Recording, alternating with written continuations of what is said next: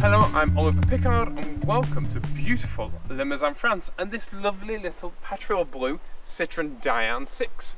Now you may have seen a previous video that this car was in. This car was in my 2CV versus Diane video about a year ago now. This car belongs to my parents actually, but I've never driven it. So I'm very excited because I've never driven a Diane, even though I've driven like multiple 2CVs and stuff. Never driven a Diane. And I've never driven this car. And what is a Diane? If you've never seen a Diane before, what is it? Well, it was based on the incredibly popular Citroen 2CV, and it shares the same chassis and the same, roughly, engine and the same suspension, but it had a new body. And the Diane was born in 1967, and it was, the idea of it was a more modern, more updated, kind of more late 60s, early 70s forward looking car than the Citroen 2CV, which of course was designed way back in the 40s. And so to bring the 2CV to a new generation, it was time for the Diane. And it was also designed in quite a different way. The construction slightly different, which made it easy to make in a factory, and these were made in a bunch of factories all over Europe, but also all over the world. The main factories in Europe were Rennes, here in France, and also in Portugal and also Spain, but they were also made in Yugoslavia and all sorts. There was nearly 1.5 million produced, just less than 1.5 million. Even though the Diane and the 2CV share the same basic engine and chassis, the Dianes were always given slightly more power because Citroen Dianes are slightly heavier. They have these bigger wings with the inbuilt headlights, they have a slightly more plush interior, they have sliding windows. All of these things make them slightly more weighty, but like I say, with that you get more performance. And also, this particular car has a tow hook. It's actually got a tow coupling, and this car regularly tows a trailer. It tows a small cattle and pig trailer, like a sheep trailer. And my parents use this car every single day. It's their daily driver, and it really does get driven. In fact, this car last year did well over 10,000 miles. It's an absolutely brilliant little thing. So, the first generation of the Citroen Dyane got a 425cc engine related to my 2CV engine, but with more power. Then the generation after that was only lasted for 10 months, and that received the M4 engine. The M4 is the engine from the 2CV vans from the 60s and also the AMI 6. And like I say, just 10 months though. It was a very short-lived period. After that, we get the 2CV6 engine, we get the modern 602, or rather the later 602, the more modern engine. There was two series of that. There was a 435cc known as the Diane 4, and there was the 602 known as the Diane 6. And that car came with drum brakes. That's what this is. This little 74 has drum brakes mounted on the gearbox. And then the last generation came with wind down windows, front disc brakes and sliding windows in the rear. And those were the very, one of the coolest things about a Diane is that they are fundamentally a 2CV, but today they're criminally undervalued, which makes them an excellent prospect as a daily driver. For something that was conceived as a luxury version and a better version in many people's eyes of a 2CV, they can be had for about half the price for the exact same car. It just looks slightly different. They have a larger windscreen, they're more aerodynamic. This windscreen is more raked, the front end is lower, the headlights are inbuilt. But fundamentally, oh, and it has a hatchback. Like, what more can you ask for? And this hatchback, although you can get a 2CV hatchback, my car is a 2CV hatchback, it's not a 602, and this hatchback is actually much higher. Putting shopping into it is easier. You also get such luxuries as this car came with stainless steel hubcaps, and they're not fitted because my mum doesn't like them, but it also has a locking fuel cap, highly luxurious. Floor mats, the full shebang. There are two sorts of Diane 6. There is a kind of standard model and there is a super luxury model, which comes with this super awesome like 2-spoke, flat spoke steering wheel, which this car doesn't have, because this car has been fitted with a couple of upgrades, including a wooden steering wheel and seat belts from a K10 Nissan Micra. It also has one of the floor mats in the boot to stop things sliding around. And this car has, it has a mix of both of the posh Diane and the slightly less posh Diane. So this actually has vinyl seat covers, which is why it has seat covers on top of the seat covers, which make it much more comfortable. My parents also put their dog Lilu, who's a lovely little French bulldog, on the back seat, so it's got an armoured picnic blanket as the back seat cover. But yeah, electric windscreen wipers, all the things you expect from a Diane 6. It also has a screen wash. Now the screen wash is foot operated. Inside the cabin there is a foot pump on the floor that you squish like a rubber foot pump, and that squirts water onto the windscreen. We have this aftermarket wooden steering wheel, and you've got a much smaller, daintier gear knob than I have on my 2CV. You have this plastic instrument console with your fuel gauge here and an amp meter, which is handy, which is for your alternator, and of course this big Jaeger speedo and some simple warning lights. Warning lights are nice. I don't have warning lights on my car. Windscreen wipers and hazards. Again, I don't have hazards on my car. We have a button on the handbrake, rather than my early fly-off handbrake.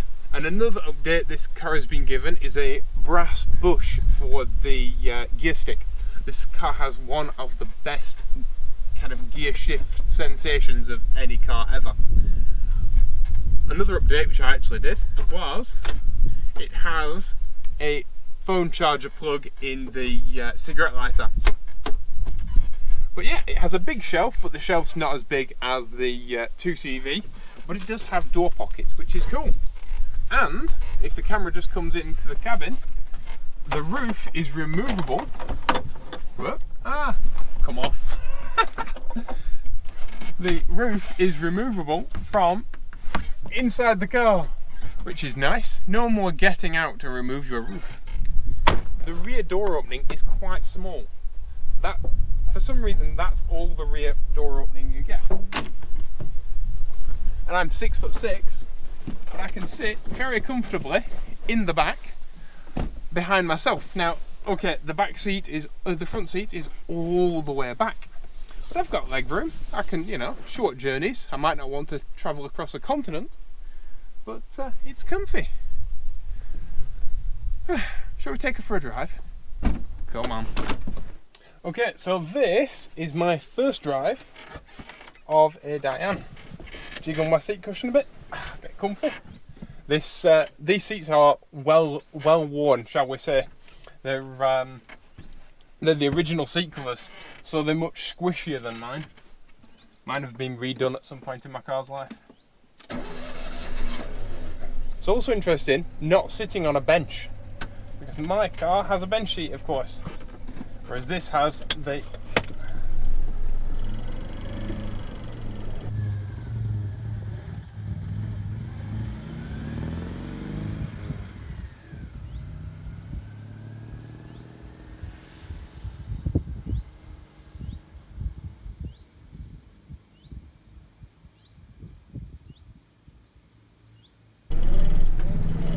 Oh, not used to the clutch yet. We're off. The pedals are top hinge rather than the mushroom pedals of a 2CV, of an early 2CV anyway. And this is pretty much the quietest Diane in the world because it has a kit and a half of dynamite in it.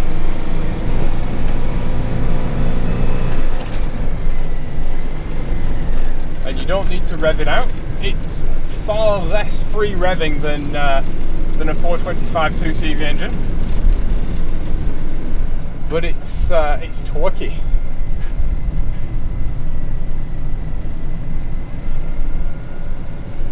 Whereas a 425 you have to kind of wring it out.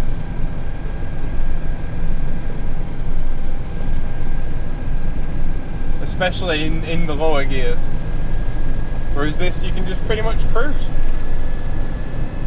The steering is firmer, and you may notice the centre of this steering wheel isn't exactly central. The reason for that is yesterday my dad did the tracking on the car, and that tends to knock the steering wheel off centre, and he just hasn't had time to put the steering wheel square. So, but it's beautifully compliant ride. Just like any 2CV, but because this has shock absorbers on the rear, it's much less bouncy than my car. It floats a lot less. And of course, this is a Diane you can take on the motorway, which is nice. I take my car on the motorway, but it's just barely acceptable. The amount of speed that I have is. You don't go on the motorway unless you have to, shall I say that.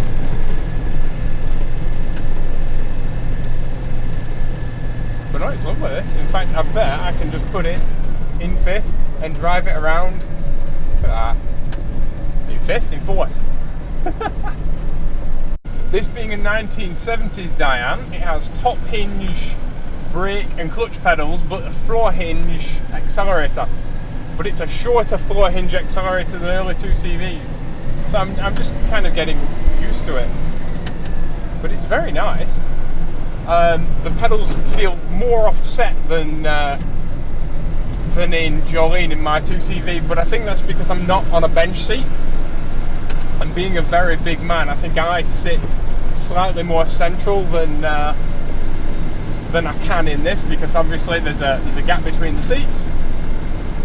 So it's probably more to do with me and my preference than anything else.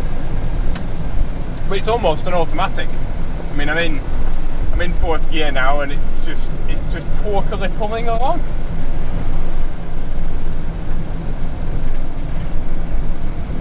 Fuel economy wise, my dad gets around 50.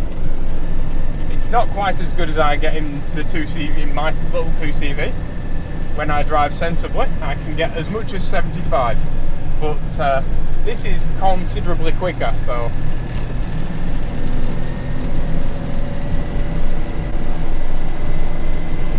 I can't actually, if I drive and get 75, I can't really go anywhere. I'm stuck driving like like driving Miss Daisy. Whereas this can actually do like just regular car stuff, you know. It doesn't feel like an antique automobile, it doesn't feel like a really old car, the power's just there. This engine being 1974 is about 32 horsepower, or it was when it was new. As far as I know, this engine's never been taken apart. So I think it's still got the original cylinders on, so it might be a bit less than 32 horsepower now. But the torque is superb. It's very nice. We'll take it down here and then we'll go on a main road. Well, I am in the middle of nowhere. Just check my... that's alright. Yeah. We'll go on a main road in a minute and see what it does on a main road.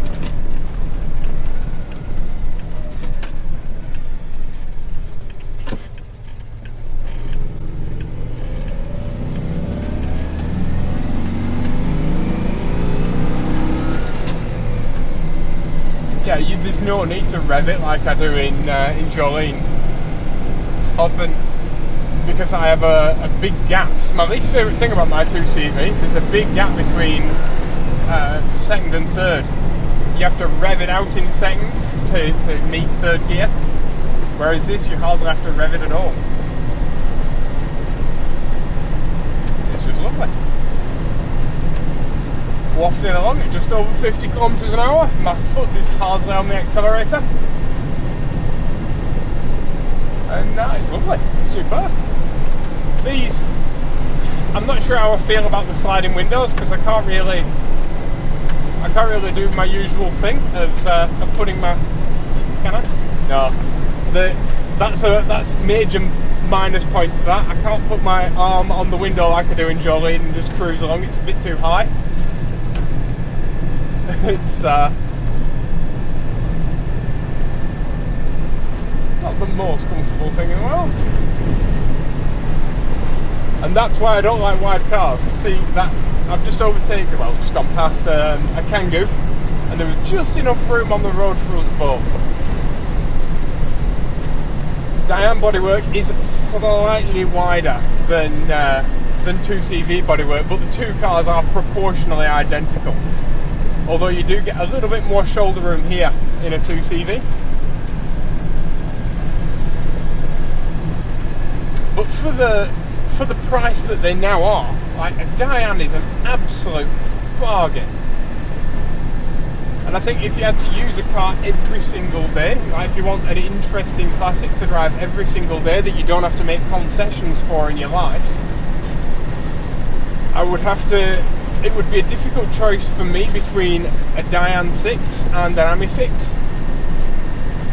I really love the interior of the AMI 6, but the Diane has the soft top roof and is a much newer car, and there's a possibility of you being able to buy a Diane 6 with wind down windows and disc brakes, which is huge. You know, that's something you're not going to get in any AMI.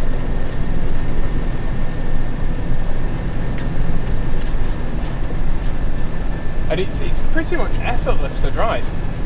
You know, Jolene, as much as I love my 2CV, and I really do, and she really is my daily driver, I get that question a lot. Is it really your daily driver? Yes, it is.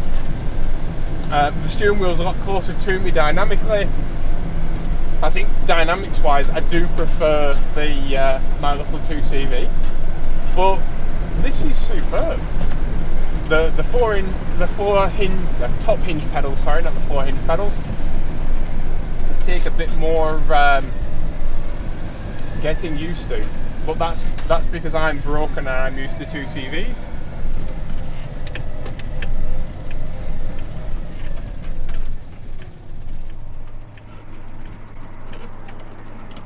Lovely stuff for an estate.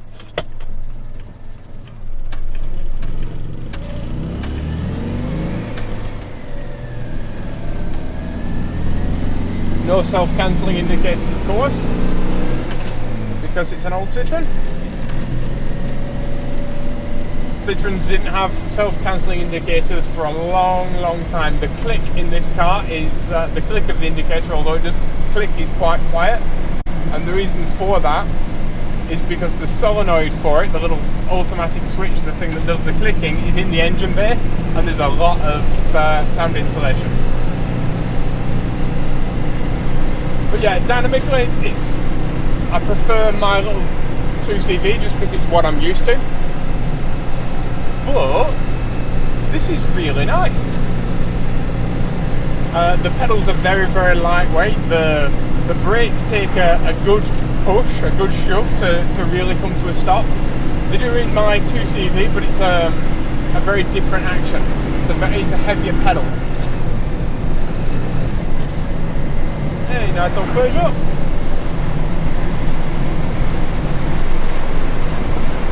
It wafts along really nicely. I like the roof that you can take up from the inside. That was a feature on many 2CVs as well. You know, it's easy to remember that. I mean, listen to how quiet that is. If I shut the window, it's beautifully quiet.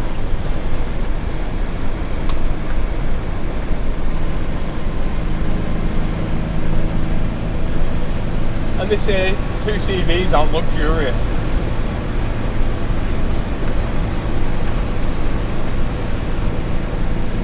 Superb.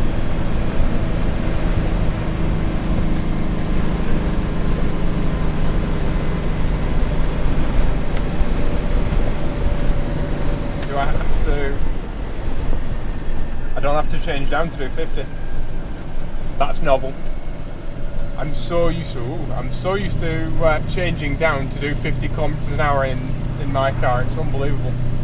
But no, as much as I was saying before, as much as I love my 2CV, I do end up making slight concessions for it because it is that little bit slower and it is like bouncy, and you do have to really pay attention when you're driving. You know, it's very much an old car, whereas this does feel more modern. It's, you know, it's wafty. I'm not changing gears anywhere near as much as I need to in Jolene. The vents are open, so they're a bit whistly. Attaching vent.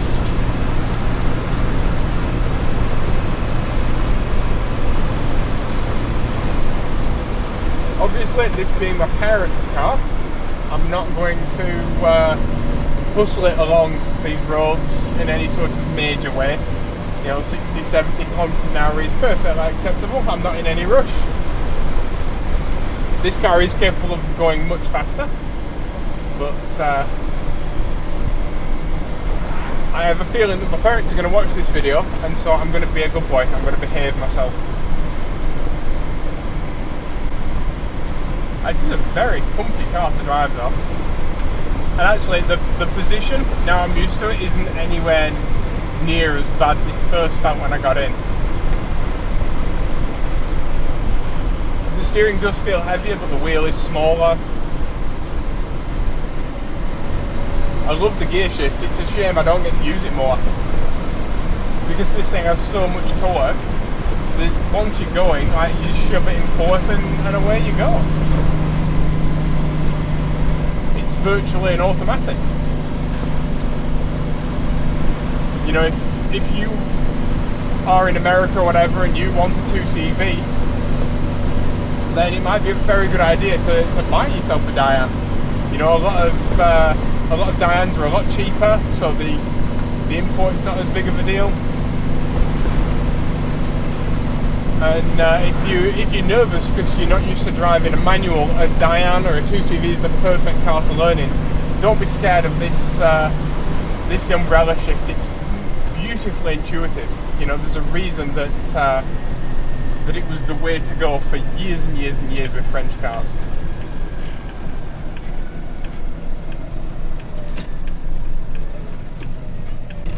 I can feel that that this would understeer more than my earlier car. That's probably because it's stiffer, and it's both stiffer sprung, and it's got shock absorbers, and the chassis is slightly stiffer. But that's the same with the 2CV6.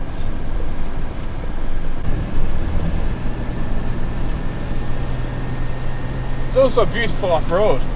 This little thing, it's superb. I mean, my parents, they attach a trailer to it, and they go and get bales of hay and do whatever they need to do with it. Obviously you can't, I think the tow rating's like 350 kilos, but it's usually used just for what you can put in there. It's not, what won't fit in this will fit in a trailer. every now and then there is something that won't fit in this, and that usually fits in my 2CV. But in a supermarket car park, you'll fit as much in this as you will a Land Rover Freelander, and it's just as good off-road. You know, there's no low-range box on this, but in the snow, I'd rather be in this than a Land Rover Freelander, definitely. Or a Suzuki Jimny. I mean, the ride in this is 1,000 times better than a Suzuki Jimny.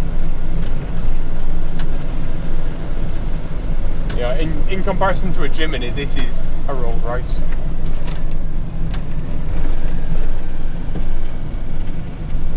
And of course, all parts are available. And there are some downsides to these. You know, they do rust, and a lot of owners take to now fitting plastic front wings, because you can buy moulded plastic front wings, and obviously plastic doesn't rust. For a while, parts were difficult to get hold of, but now the supply chain is all caught up, and parts are super easy to come by. Absolutely everything is available for Dianes. And the headlights in this are fantastic. A lot of people get nervous about headlights on classic cars. There's absolutely no need, especially on this little Diane. The headlights are superb. This is 1974, and the headlights are better than my Daihatsu Rocky was, and that was what, 1992. So it's far and ahead, you know, better. These are countryside vehicles. It's France's Land Rover, but this is more of a Range Rover than a Land Rover. It's a little bit more comfortable and a little bit more refined. Yeah, I'm not a massive fan of plastic dashboards and stuff in cars. I like metal, but my little 2CV has a minimal dashboard just like this does. It's a very different driving car to my little 2CV, and I think to most people it comes down to either price or looks. You know, are you willing to pay more for a 2CV that looks like a 2CV, or do you want all of that driving experience for half the price? You know, a lot of people prefer the looks of the Diane. I think the visibility in the windscreen is superb. It's much higher, it's much taller. I removed the sun visor completely from my 2CV because they hang down just slightly, and that impedes my vision being so tall as I am. The bigger windscreen of the Diane is superb. You know, the higher set windows, the bigger windscreen, that's lovely. You know, visibility is fantastic. And of course I've got 3/4 rear windows in this, like you do in a 2CV6, so that's nice.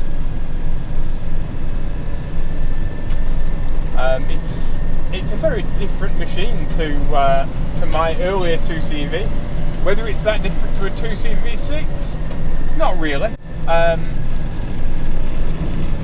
And that's the thing. Like if you look at the prices that like Charleston's and stuff like that are bringing now, the price of really clean 2CV6s, you can get an immaculate Diane 6 for the price of a 2CV6 that needs a restoration.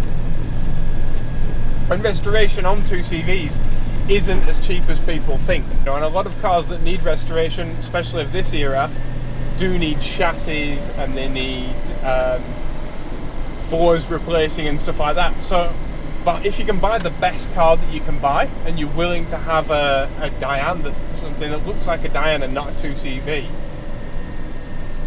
if you're to think with your head and not with your heart, there is absolutely no reason to buy a 2CV6, really. And I'm going to get grief for that, because a lot of people, for them, the looks of a 2CV are worth paying for. But that's not a rational argument, is it? Not that these are rational cars anyway. Oh, that's much lower than I thought. Not that these are rational cars anyway. You know, you buy a 2CV for the passion of owning a 2CV. Although they do make sense every day. and that's a wonderful thing. You know, they are a car that you don't have to make allowances for in your life. You can just buy it, own a classic car, drive a classic car every single day, and enjoy it. But yeah, performance is fantastic.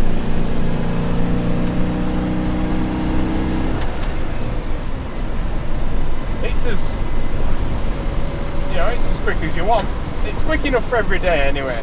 You know, you're not going to be left behind by modern traffic. You're not going to have to make concessions like you do in Jolene. You have to plan ahead, and it's an old car. The Diane does feel a little more, I don't want to say fragile, but it does feel very different than there's a very different sense of security in this than my earlier 2CV. And I think that's because, I need some air because I'm roasting. I think that's because, there we go. I think that's simply down to the fact that the wheel in my car is much bigger and I'm much more set up, whereas here I'm kind of more relaxed in a bench, in a normal seat.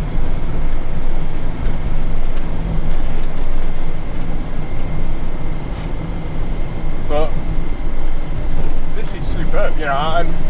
You get modern door locks, you've got a locking fuel cap, which I don't have. It's superb. The pedal offset is quite significant feeling as well. My dad was quite resistant at first to the thought of owning it, because he's Mr. Rally Car and he's had Renaults his whole life and he's never had a Citroen. And my dad now absolutely loves this car and wants to take it up into the Alps and do Hannibal's Trail with it.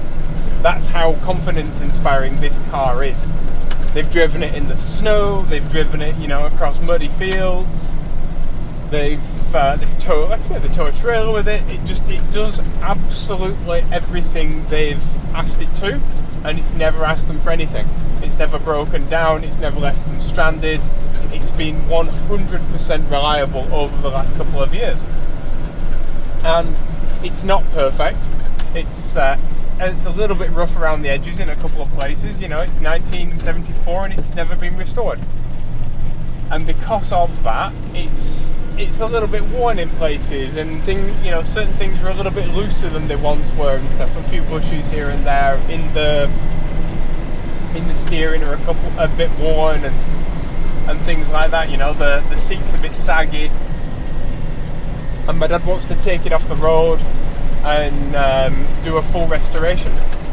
But he's gone from a car that he wasn't massively enthusiastic about owning in the first place to, I love this car, this is the last daily driver I'll ever own, and I'm going to restore it completely, take it off the road and do a full restoration. He's forever, he's forever daily. And that's the great thing about 2CVs, whether it's my 2CV, whether it's Jolene, whether it's this, this little Diane, which my mum calls Bridget, or whether it's an AMI 6. They are forever cars because they can constantly be rebuilt. The engines can be taken apart, you can put new cylinders on them. I mean, a set of cylinders for this is remarkably cheap. They have pressed together cranks that hardly ever wear out. I have a friend who's driven 2CVs for well over 30 odd years, and he's never known a crank fail in a 2CV. These are ecological cars. This car runs on premium. My dad only puts premium in it. That's something that 2CVs prefer, and it's unleaded. And my mum absolutely adores it. My dad loves it, and they go for picnics in it, and they drive it for fun as well as utilitarian transport. They go out for picnics and national parks and stuff like that. They love it. The lack of a giant vent is and not being able to put my arm on the windowsill. Those are the only real downsides I can think of in this thing. And if you want a classic daily driver, I can't think of many cars that will do you better. It's superb. I love it. It's a difficult one, this, because I've always thought to myself, if I did buy another 2CV, what would I buy? Would I buy a 2CV6? Would I buy a Diane? Would I buy an AMI 6? Would I buy an AMI 8 Estate? Because an AMI 8 Estate, although they're heavy, it's a huge car. I don't know.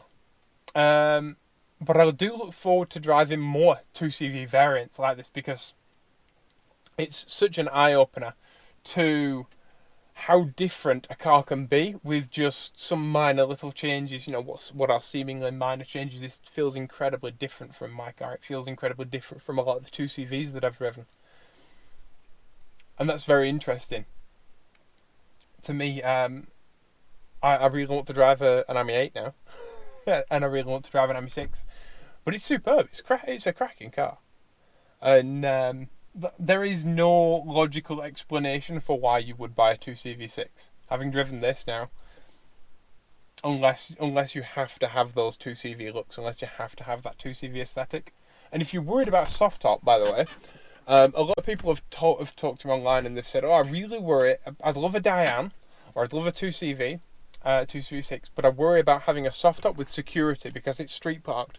You can actually buy a clip-on hard top for Dianes. There is a fiberglass hardtop that you can buy that you can then put dynamite insulation on and stuff like that, and have a hardtop on your car. And they're easily removable as well if you want to put your soft top back on. So that's an option if you really want a Diane but you worry about having a soft top and having that security. There is a hardtop available. I think it's a Belgian company that makes it. So yeah. If you have any stories, or if you own a Diane, or if you've looked at a Diane, or what have you, please let me know down in the comments below. If anybody's looking for a car like this, it's massively helpful to them for you to give your input as well.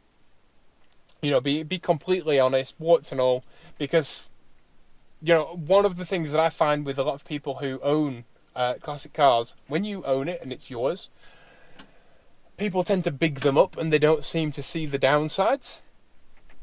But like I said about my little 2CV Jolene, you know, she is bouncy, and you do have to make certain concessions. You do have to drive it like an older car, and I say this because I don't want people buying an AZA that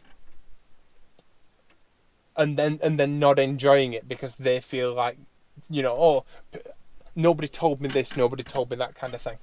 And we want everyone to get the best car for them, not just, you know, get a Diane or get a 2CV or an AMI. But no, I do really like this car. It's been great fun to drive, and I may be stealing it from my parents more in the future. So thank you all for watching. Please be awesome to each other, and I'll see you all in the next video. Bye bye.